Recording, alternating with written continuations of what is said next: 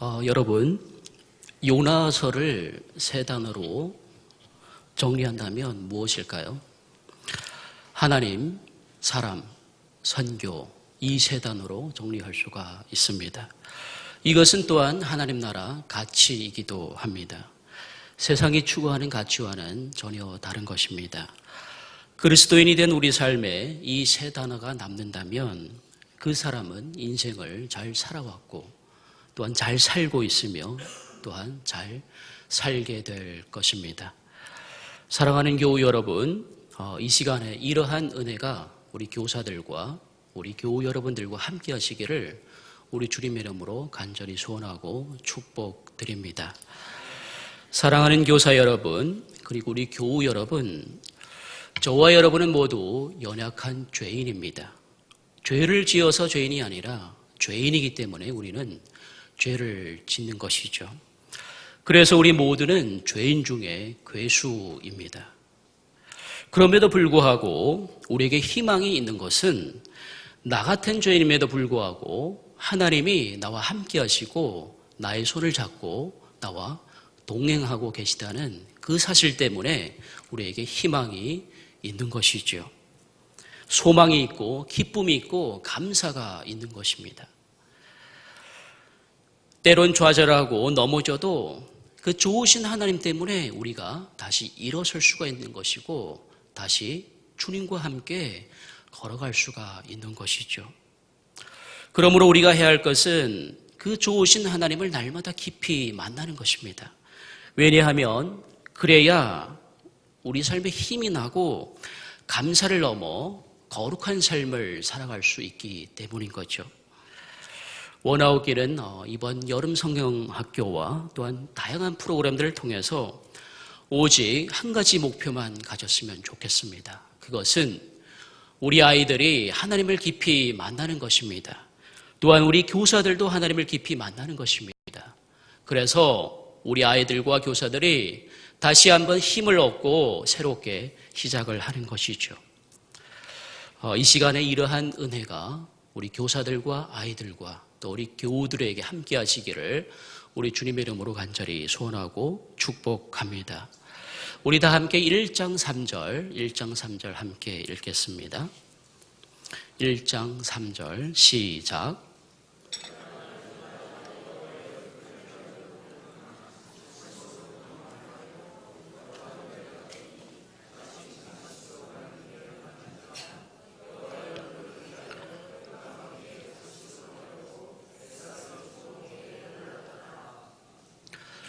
여러분, 요나는 지금 1장 1절에서 하나님의 소명을 받았지만 그는 지금 어떻게 하죠? 하나님의 소명을 저버리고 지금 도망을 갑니다. 어디로부터 도망을 갑니까? 하나님께로부터 지금 도망을 가고 있죠. 방금 읽은 1장 3절에 보니까 뱃삭을 주고 배에 올랐더라라고 기록하고 있습니다. 무슨 말씀일까요? 요나는 지금 하나님으로부터 도망하여서 부르심의 자리, 사명의 자리에서 지금 도망하여서 세상의 가치를 쫓아갔다는 그런 얘기가 되는 것이죠. 그런데 여러분, 요나는 지금 무엇 때문에 하나님으로부터 도망을 갔습니까? 요나는 지금 애국심 때문에 하나님으로부터 도망을 가게 되었던 것이죠. 장차 앗수르가 이스라엘을 멸망시킬 것을 요나는 알고 있었습니다. 그래서 하나님께서 앗수르에 가서 회개를 선포하라고 하셨습니다. 하지만 요나는 그게 싫었습니다. 그래서 지금 요나는 하나님께로부터 도망을 가고 있는 것이죠.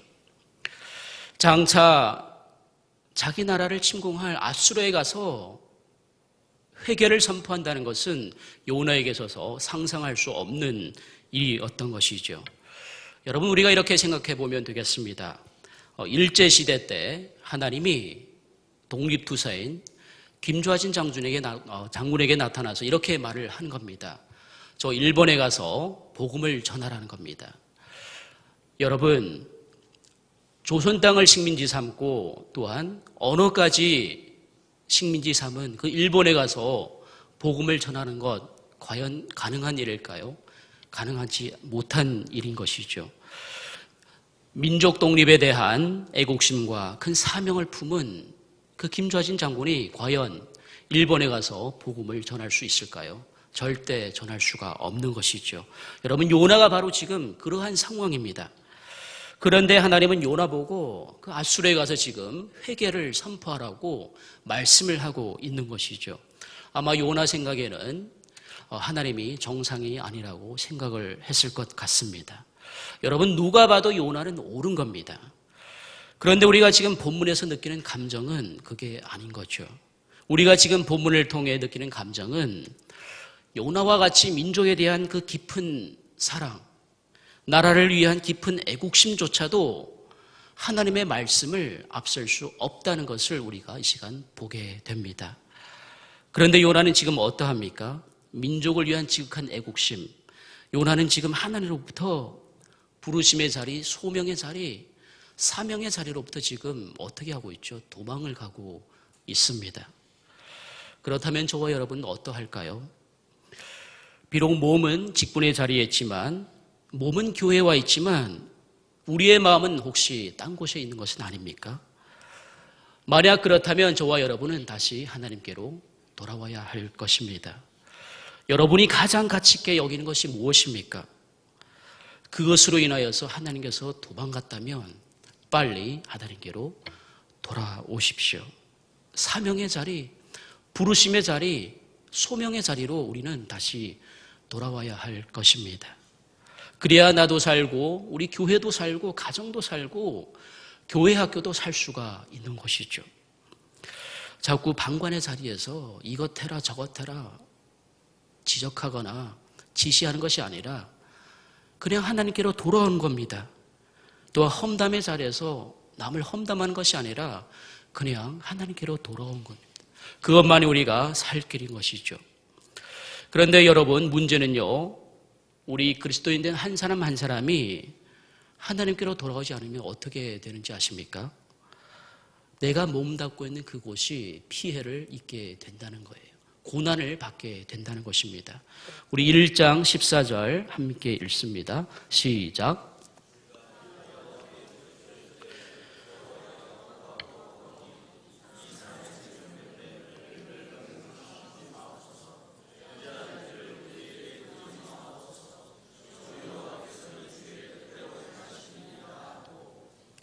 아멘. 여러분, 바로 이겁니다. 그리스도인 된 나 한 사람이 하나님께로부터 도망을 가게 되면 부르심의 자리, 소명의 자리, 사명의 자리에 있지 않게 되면 그러한 나를 통해서 어떻게 된다고요? 내가 속한 가정이든 내가 속한 공동체이든 그곳이 고난을 얻게 되고 피해를 입게 된다는 말씀인 거죠. 지금 이 배 사람들은 어떻게 된 거죠? 요나 한 사람 때문에 지금 광풍을 만나고 있는 그런 상황인 거죠. 그렇다면 어떤 사람은 이렇게 질문을 할 것입니다. 그러면 나는 직분을 그만두면 되지, 다른 교회로 가면 되지 라고 말할 수도 있을 거예요. 그런데 여러분, 그것은 어떻게 보면 더욱 하나님으로부터 멀리 도망가게 되는 것이죠. 지름길은 있습니다. 그냥 하나님께로 돌아오십시오. 돌아오면 되는 겁니다. 여러분, 하나님으로부터 도망을 가면 소명의 자리, 사명의 자리로부터 도망을 가게 되면 처음에는 어떻습니까? 기분이 짜릿하고 기쁘고 행복합니다. 그러나 시간이 점점 흐르면 더 비참해질 수밖에 없습니다. 탕자의 비유가 우리에게 얘기해 주고 있는 것이 바로 그것이죠. 탕자는 아버지로부터 재산을 물려받고 어떻게 되었죠? 아버지를 떠나게 됩니다. 그동안 아버지와 형의 그늘 밑에서 살다 보니까 답답했던 거죠. 그래서 재산을 물려받고 아버지와 형으로부터 떠나게 됩니다. 그런데 처음에는 기쁘고 쾌감이 있었고 짜릿했을 것입니다. 하지만 그 나중은 어땠습니까? 점점 더 비참해졌던 것이죠. 그제서야 요나는 깨닫고 하나님께로 돌아오게 되었습니다. 그런데 둘째 아들은 지금 대놓고 아버지로부터 도망을 갔지만 아버지와 함께 있었던 큰 아들은 어떠합니까? 큰 아들은 비록 아버지와 계속 함께 있었고 아버지 말씀이라면 한마디도 순종하지 않은 적이 없었습니다. 그런데 그의 가장 중요한 실수가 무엇이었죠? 아버지를 알지 못했다는 것입니다. 여러분, 교회를 아무리 오래 다녀도 아무리 직분을 오래 맡고 있어도 결국 하나님을 알지 못하면 그만큼 불행한 일이 없다는 것입니다. 그러면 우리는 하나님께로 돌아와야 하는 것이죠. 하나님을 만나야 합니다. 그렇지 않으면 우리 주변 세상이 우리가 속한 그곳이 피해를 입게 되고 고난을 얻게 되는 것이죠. 여러분, 세상이 교회 때문에 교회를 지적하고 욕하면 어떻게 되겠습니까? 우리는 다시 사명의 자리로 하나님께로 돌아와야 할 것입니다. 여러분, 그래서 우리 일상의 말 한마디, 행동 하나하나가 그렇게 중요한 것이죠. 특별히 우리 아이들은 어른들이 하는 것을 보고 자란다고 하죠. 우리 기성세대가 먼저 하나님을 만나면 우리 아이들도 하나님을 만나게 될 것입니다. 오늘날 불교, 천주교, 그리고 개신교 인지도 설문조사에 보면 개신교가 최하위입니다. 돈은 제일 많이 써가면서 좋은 일이란 좋은 일은 다 하면서도 인지도는 제일 낮습니다. 왜입니까? 교회가, 성도가 나 한 사람이 부르심의 자리에 있지 아니하고 사명의 자리에 있지 아니하고 허황된 것만 따라가니까 그렇게 된 것 아닙니까? 돌아와야 하는 것이죠. 돌아와서 하나님을 만나야 합니다. 그런데 여러분, 요나가 끝까지 돌아오지 않았을 때 하나님께서 요나에게 지금 어떻게 하고 있죠? 고난을 주십니다. 큰 물고기를 지금 보내고 있습니다. 여러분, 고난은 하나님의 사인입니다. 우리 삶 가운데 여러 가지 어려움이 올 때 그것은 하나님의 사인입니다. 더는 도망가지 말고 하나님께로 돌아오라는 그런 사인인 것이죠. 내가 무엇을 잘못했고 어떤 죄를 지었고 좌절과 절망 가운데 있고 그게 중요한 게 아니라는 것이죠. 그 자리에서 하나님께로 돌아오느냐 돌아오지 못하느냐 그게 중요하다는 것입니다. 고난이 있다고, 아픔이 있다고, 어려운 문제가 있다고 울기 이전에 그냥 하나님을 만나십시오. 하나님께로 돌아오십시오.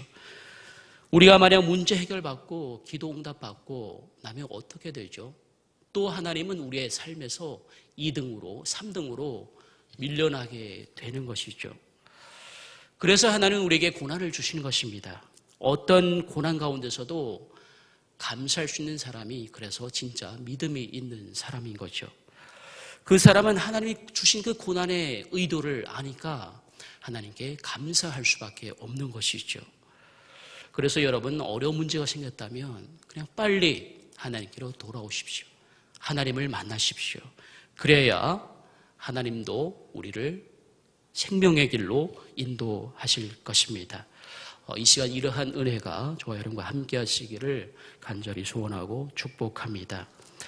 우리 1장 1절 함께 읽습니다. 시작.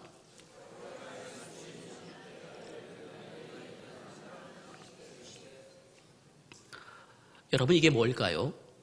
하나님과 요나의 첫 만남이고 첫사랑인 겁니다. 여러분, 우리에게도 그러한 하나님의 첫 만남과 첫사랑이 다 있었을 것입니다. 여러분, 우리는 그 감격을 회복해야 합니다. 다시 그때로 돌아가야 하는 것이죠.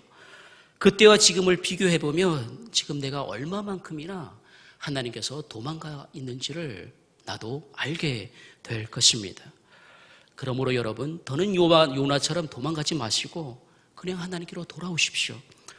첫사랑의 자리, 그 첫 만남의 자리로 다시 돌아가십시오. 그 길만이 저와 여러분이 사는 길인 거죠. 매일 교회에 나온다고 해서, 봉사 열심히 한다고 해서 그것도 중요하지만 더 중요한 것은 우리는 그 첫사랑의 감격의 자리로 다시 돌아가는 것이죠. 그게 항상 우리 삶의 우선순위가 되어야 하는 것이죠. 여러분, 방향이 틀린 열심은 모두를 힘들게 하죠. 신약에서 죄를 하마르티아라고 부릅니다. 화살을 쏘았을 때, 화살을 관역에 쏘았을 때 빗나간 그 상태를 죄라고 부르죠. 우리 모두는 예수를 믿은 이후에 어떻게 됩니까? 우리의 순간순간이, 하루하루가, 우리의 인생 자체가 하나님께 집중되어 있습니다. 하나님께만 초점이 맞춰져 있는 것이죠. 그래서 우리의 삶이 거기서 빗나가게 되면 성경은 그것을 죄라고 부르는 것이죠. 여러분, 우리가 만약 그러한 삶을 살지 못하게 되면 그러한 삶을 가리켜 무엇이라고 부르는지 아십니까? 성경은 그것을 종교적인 신앙이라고 부르죠. 예수님이 가장 싫어했던 것이 무엇입니까? 바리새인들과 서기관들의 그 형식적인 신앙이 아니었습니까? 사랑하는 성도 여러분, 그러므로 도망가지 마십시오. 그냥 하나님께로 돌아오십시오. 그리고 그 첫사랑과 첫 만남의 관격을 회복하시기를 축복드립니다.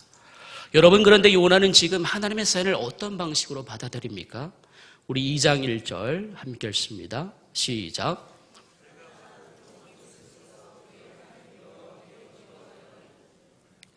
여러분, 요나의 탁월한 점은 하나님의 사인을 기도로 풀어갔다는 것입니다. 우리는 요나의 이 점을 배워야 하는 것이죠. 요나는 다른 방법을 쓰지 않았습니다. 오직 기도의 방법만 사용했습니다. 여러분, 마태복음 15장에 귀신 들린 딸을 둔 이방 여인이 나오죠. 예수님께 찾아와서 딸을 고쳐달라고 간구합니다. 더는 해결 방법이 없으니까 그녀에게 예수님만이 해결 방법이었던 거예요. 어머니가 딸을 위해서 여러 가지 방법을 사용해 보지 않았을까요? 하지만 다 효험이 없었죠. 나중에는 예수님께 찾아와서 기도를 하는 것이죠. 고쳐달라고. 요나도 마찬가지입니다. 요나도 지금 물고기 뱃속에서 할 수 있었던 것은 기도의 방법밖에 없었습니다. 여러분, 우리가 고난 가운데 있을 때 할 수 있는 것이 무엇이실까요? 기도밖에 없는 것이죠. 여러분, 우리로 하여금 잘 살게 하고 잘 되게 하는 게 그게 기도가 아니죠. 세상 사람들도 다 똑같이 그런 기도를 합니다. 그렇다면 세상 사람들이나 예수 믿는 우리나 다른 점이 뭐가 있겠습니까? 아무것도 없죠. 여러분, 기도는 우리가 잘 살게 만들고 좋은 집에 살게 하고 우리가 출세하게 하는 게 그게 기도가 아니죠. 기도는 오늘 요나서 2장 9절에 보니까 전심으로 99.9%도 아닌 온 마음과 뜻과 정성을 다해서 하나님께 집중하는 것, 그래서 우리의 기도의 내용이 하나님의 하나님 되심으로 채워지는 것, 그것이 바로 오늘 요나서가 우리에게 가르치고 있는 기도라는 것입니다. 우리의 기도가 그게 아니라면 여러분, 세상에서 물 떠놓고 기도하는 그러한 기도와 다른 점이 뭐가 있겠습니까? 그러므로 고난은 우리로 하여금 기도하게 만들고 그 기도는 하나님의 하나님 되심을 고백하게 만드는 게 그게 진짜 기도인 것이죠. 그래서 우리는 어떻게 합니까? 항상 쉬지 말고 기도해야 되고 항상 범사에 감사하고 항상 기뻐하게 되는 것이죠. 여러분, 그래서 그냥 기도하세요. 고난 주심을 감사하세요. 왜 나만 겪는 고난이냐고 불평하지 마시고 그냥 하나님께 감사하시고 기도하세요. 그것만이 우리가 살 길인 거죠. 요나는 고난을 통해 하나님께로 돌아왔습니다. 고난을 통해 고난의 쓴자를 마시고 나니까 드디어 하나님의 하나님 되심을 인정하고 고백하게 되었던 것이죠. 하나님의 구원을 감사했던 것입니다. 드디어 첫사랑이 생각났던 것이죠. 그래서 오늘 2장 9절에 보니까 그 첫사랑의 서원을 주께 갚겠다고 지금 요나는 고백하고 있는 것입니다. 그리고 그냥 고백에서 그친 것이 아니죠. 실천에 옮기게 되죠. 그 소원과 실천이 무엇입니까? 우리 2장 10절 함께 있습니다. 2장 10절 시작.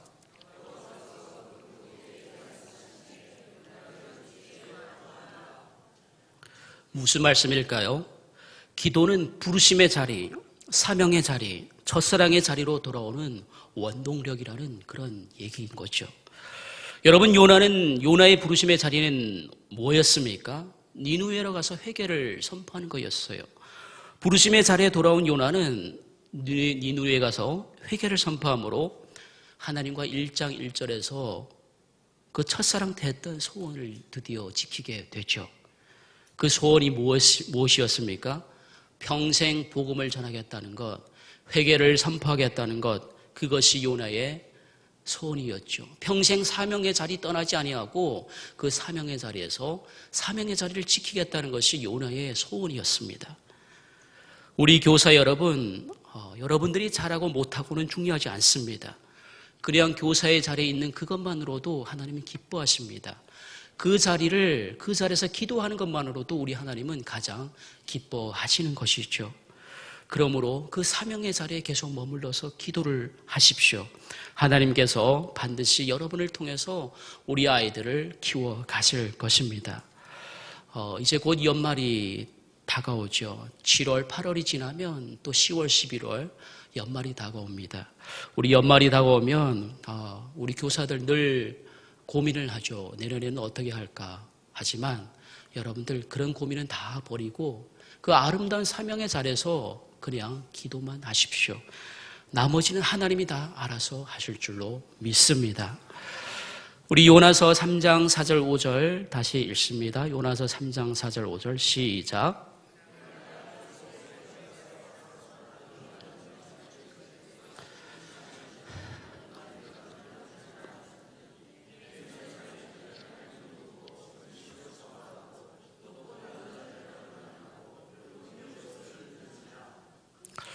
여러분 여기에 보면 높고 낮은 자를 막론하고 베옷을 입은지라 라고 기록하고 있습니다.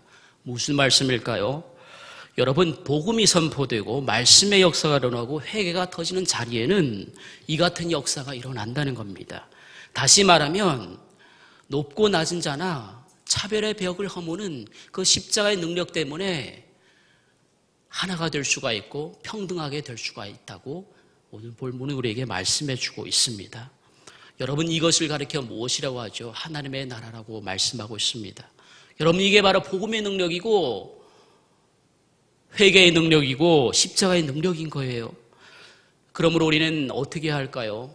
복음 중에 복음이신 예수 그리스도를 만나야 하는 것이죠. 예수님을 만나야 우리 사이에 그 모든 알력이 다 제거될 수가 있는 것이죠. 그렇습니다, 여러분. 우리는 이 자리까지 나아가야 하는 것이죠. 아직도 교회에 알력이 있고 서로 다툼이 있고 그것은 우리가 예수를 만나는 길밖에 없습니다. 예수를 만나야 이러한 것들이 다 제거될 수가 있는 것이죠. 우리가 있어야 할 자리가 바로 이 자리인 것입니다.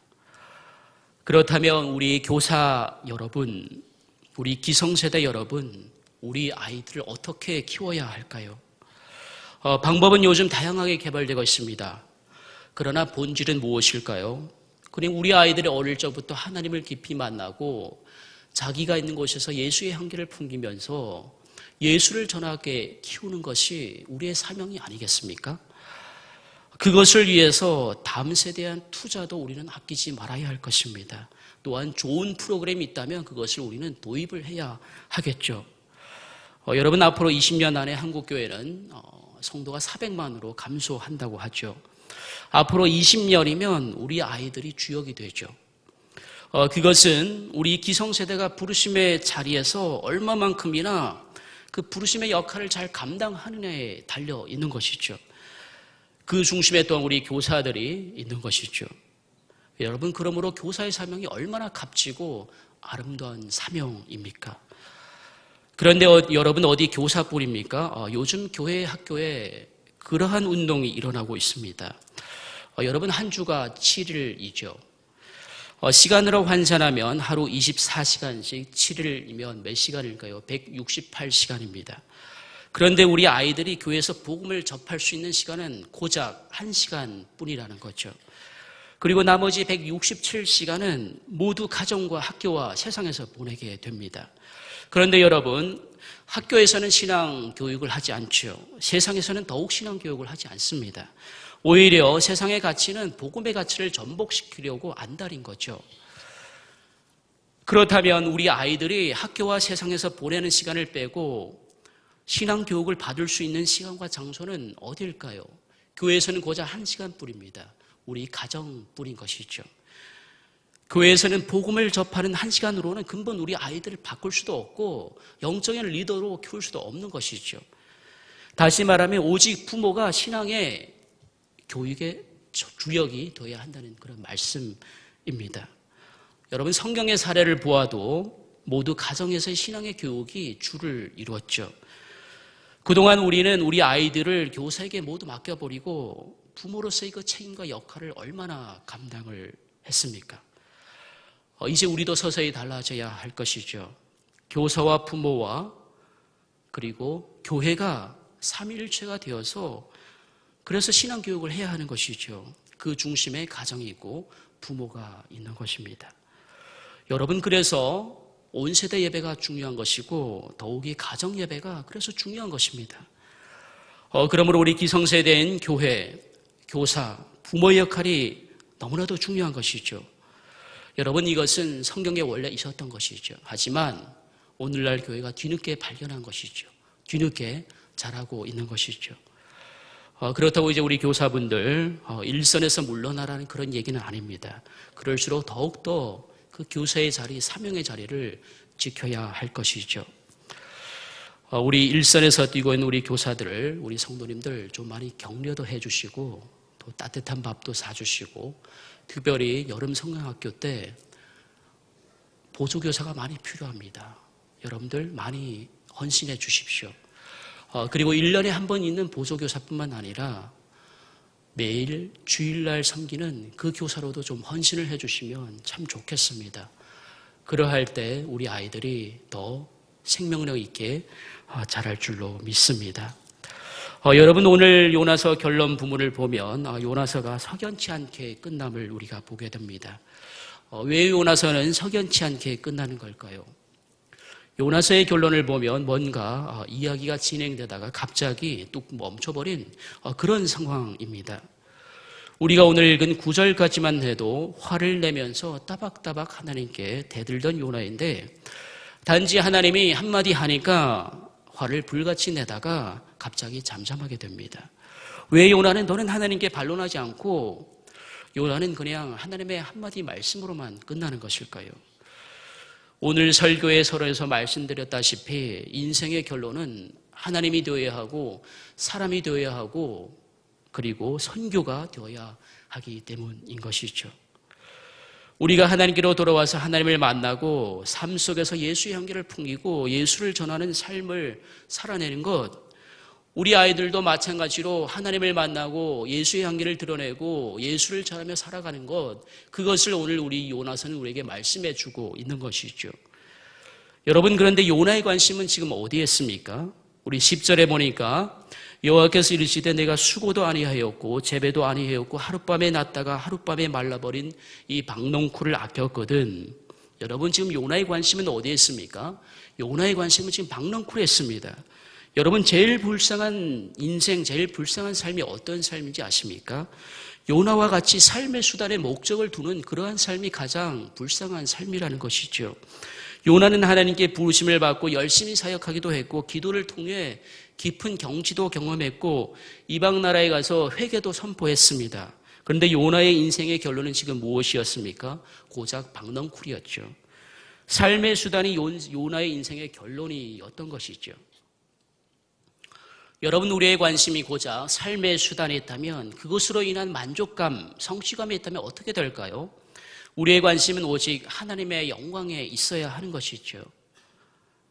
하나님의 영광에 있어야 할 것이고 그 영광을 위해 살아가는 것이 우리의 삶인 것이죠. 우리 요나서 4장 11절에 보니까 이렇게 기록하고 있습니다. 하물며 이 큰 성읍 니느웨는 좌우를 분별하지 못하는 자가 12만 명이요 가축도 많이 있나니 내가 어찌 아끼지 아니하겠느냐라고 이제 기록하고 있습니다. 여러분, 무슨 말씀일까요? 삶의 수단에 좀 관심을 갖지 말고 좀 사람 아낄 줄 아는 그런 마음을 가져라고 지금 말씀하고 있는 것 아닙니까? 여러분, 우리 초월 지역에는 좌우를 분별하지 못하는 사람들과 아이들이 얼마나 많습니까? 우리가 그냥 삶의 수단과 그것으로 한 만족감, 성취감에만 있다면 그 사람들은 어떻게 될까요? 여러분, 그래서 지금 하나님이 사람 귀한 줄 좀 알라고 우리에게 말씀해 주고 있는 것이죠. 그러한 마음을 가지라고 이 시간 우리에게 말씀해 주고 있는 것입니다. 여러분, 우리 교사들 참으로 헌신을 열심히 합니다. 요즘은 교사하기가 다 어렵다고 하죠. 왜입니까? 그만큼 교회에서 교사직이 힘들다는 것이죠.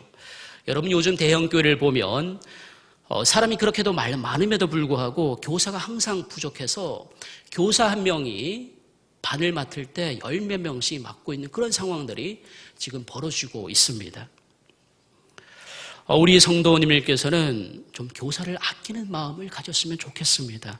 교사를 위해서 기도도 해주시고 좀 맛있는 것도 사주시고 격려도 해주시고 얼마나 좋은 모습입니까? 무엇보다 이번 여름 성령학교에 좀 그러한 모습들이 나타났으면 좋겠습니다. 이 시간 이러한 은혜가 저와 여러분과 함께 하시기를 간절히 소원하고 축복합니다.